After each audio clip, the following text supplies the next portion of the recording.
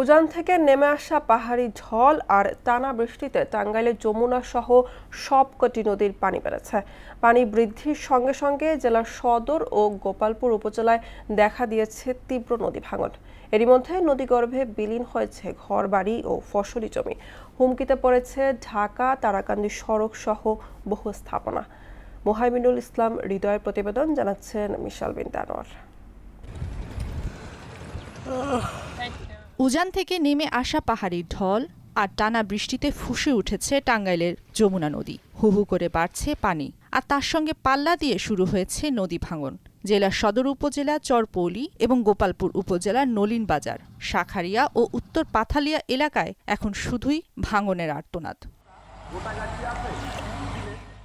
এর মধ্যে নদীগর্ভে চলে গেছে বিঘার পর বিঘা জমির পাট, তিল ও সবজি ক্ষেত। স্থানীয়দের অভিযোগ, নদী থেকে অপরিকল্পিত বালু উত্তোলনের ফলে তলদেশ খালি হয়ে গেছে, আর সে কারণে পানির সামান্য স্রোতে বিলীন হচ্ছে একের পর এক এলাকা। হুমকিতে রয়েছে যাতায়াতের অন্যতম প্রধান মাধ্যম ঢাকা তারাকান্দি সড়ক। ফসল যা আছে যা করছে সব ভেঙে যেতেছে।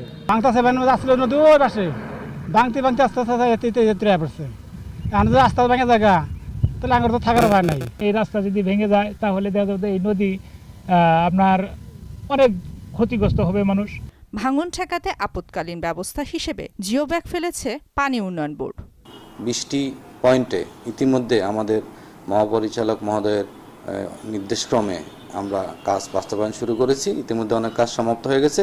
এদিকে বিষয়টি নিয়ে পানি উন্নয়ন বোর্ডের সঙ্গে সার্বক্ষণিক যোগাযোগ রাখছেন স্থানীয় সংসদ সদস্য।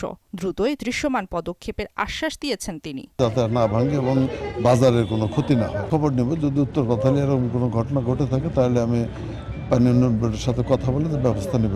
সব ধরনের আমলাতান্ত্রিক জটিলতা পেরিয়ে দ্রুত স্থায়ী বাঁধ নির্মাণ করা হবে। রক্ষা পাবে ঘরবাড়ি ও ফসলি জমি সহ বহু স্থাপনা, এমনটাই প্রত্যাশা নদীপাড়ের মানুষের।